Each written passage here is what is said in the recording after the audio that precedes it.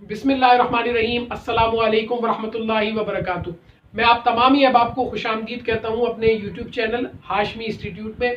आज का जो मेरा टॉपिक है वो मार्केटिंग से रिलेटेड है, वो है मार्केटिंग मैनेजमेंट। आज हम इस टॉपिक को समझेंगे और इस टॉपिक की डेफिनेशन को भी देखेंगे और इसके अलावा इसके कुछ फैक्टर्स भी हम चेक करेंगे। तो आइए चलते हैं डेफिनेशन की तरफ। मार्केटिंग मैनेजमेंट की डेफिनेशन जो कि है the art and science of choosing target markets and building profitable relationships with them.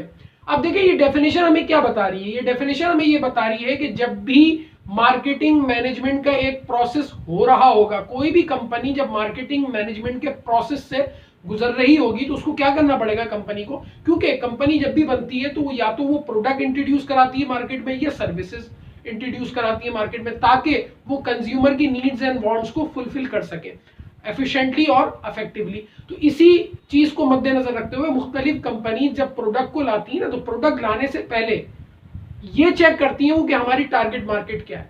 अब देखिए टारगेट मार्केट का कॉन्सेप्ट क्या है। टारगेट मार्केट ये होती है कि ये जो प्रोडक्ट कंपनी लाना चाह रही है मार्केट में, ये किनको मद्देनजर रखते हुए ला रही है प्रोडक्ट, किनकी नीड्स एंड वांट्स को फुलफिल करना चाहती है ये कंपनी। जैसे मिसाल के तौर पर ये मार्कर है।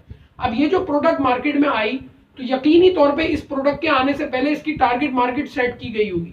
टारगेट मार्केट क्या है? स्टूडेंट्स हैं, टीचर्स हैं, मुख्तलिफ जो मार्कर का बोर्ड मार्कर का इस्तेमाल करते हैं वो क्या है इस प्रोडक्ट की टारगेट मार्केट। तो कंपनी ने यकीनी तौर पे अपने माइंड में टारगेट मार्केट को सेट किया होगा, फिर ये प्रोडक्ट मार्केट के अंदर वो एफिशिएंटली और इफेक्टिवली इंट्रोड्यूस कराई होगी। उससे होता क्या है, ताकि जब आपको अपनी टारगेट मार्केट पता होती है, चूज करना टारगेट मार्केट को ये बहुत इंपॉर्टेंट होता है कि जिनके लिए कंपनी प्रोडक्ट बना रही है वो कौन है, वो किस टाइप के हैं, उनकी एज क्या है, उनका जेंडर क्या है या उनकी टाइप क्या है, उनके डेमोग्राफिक्स क्या है, ये सब चीजें देखी जाती हैं। एक बहुत लंबा इसका टॉपिक है सेगमेंटेशन का भी और टारगेट मार्केट का भी।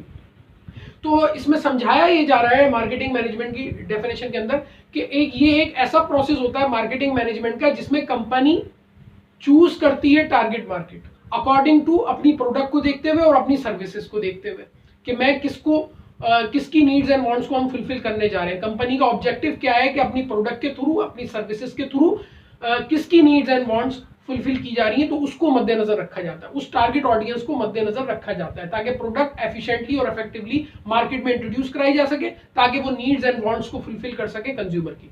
तो यही डेफिनेशन के अंदर बताया जा रहा है। मैं पहला पार्ट डेफिनेशन का ये था, टारगेट मार्केट को चूज करना। दूसरा पार्ट हमें क्या बताया जा रहा है डेफिनेशन के अंदर, and building profitable relationship with them.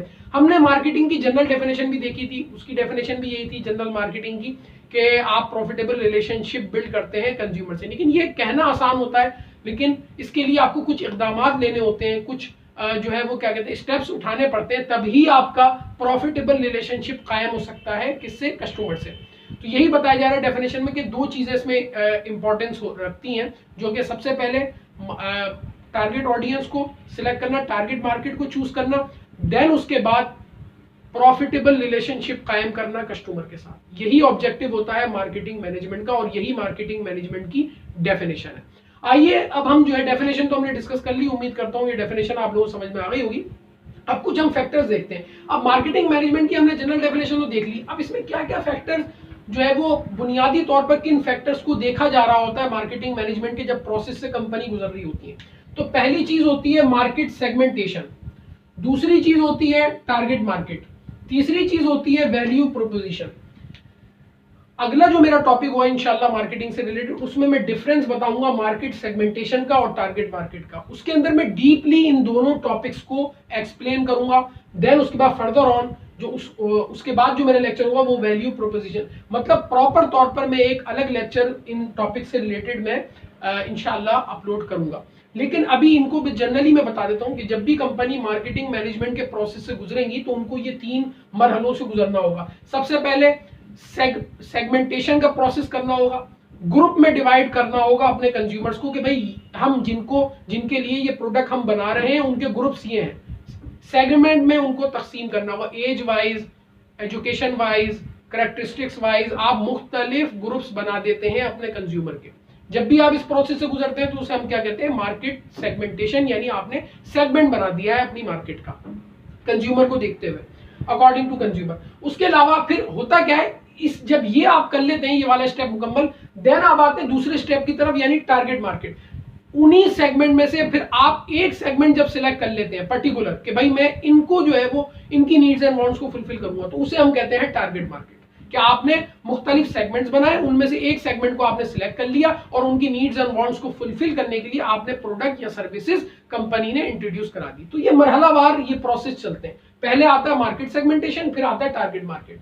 Then उसके बाद जब आप टारगेट मार्केट सिलेक्ट कर लेते हैं अपनी, फिर आप ये तय करते हैं कि वैल्यू प्रोपोजिशन क्या होगी, यानी कि मैं अपने कंज्यूमर को किस तरह से वैल्यू दूं, अपनी प्रोडक्ट के थ्रू या अपनी सर्विसेज के थ्रू मैक्सिमम, यानी वो जो अमाउंट वो पे कर रहे हैं उसके अगेंस्ट उनको वैल्यू मिल रही है, उनको बेनिफिट्स मिल रहे हैं, सेट ऑफ बेनिफिट्स मिल रहे हैं या नहीं मिल रहे। तो ये चीज भी कंपनीज चेक करती हैं। तो जब भी इन मराहिल से कंपनी गुजरती है तो हम ये कहते हैं ये मरहला कौन सा है, मार्केटिंग मैनेजमेंट का है। वैसे ओवरऑल अगर मार्केटिंग मैनेजमेंट को देखा जाए तो उसमें टारगेट मार्केट को सिलेक्ट किया जाता है क्या कहते हैं मार्केटिंग मैनेजमेंट में, और देन उसके बाद प्रॉफिटेबल रिलेशनशिप बिल्ड करने की कोशिश की जा रही होती है कंपनी की तरफ से। तो ये था आज का मेरा लेक्चर। इंशाल्लाह ये जो मैंने आज फैक्टर्स बताए हैं, इन फैक्टर्स को यानी मार्केट सेगमेंटेशन, टारगेट मार्केट और वैल्यू प्रोपोजिशन के मैं अलग से डीपली डिस्कस करूंगा इन टॉपिक्स को, और उसके लेक्चर भी इंशाल्लाह मैं अपलोड करूंगा। तो ये आज की ये जनरल एक डेफिनेशन थी मार्केटिंग मैनेजमेंट की। उम्मीद करता हूँ आपको समझ में आई होगी। अगर मेरा चैनल आप लोगों ने सब्सक्राइब नहीं किया तो मेरे चैनल को सब्सक्राइब कर लीजिए, वीडियोस को लाइक कीजिए और शेयर कीजिए। अस्सलाम वालेकुम रहमतुल्लाहि व बरकातहू।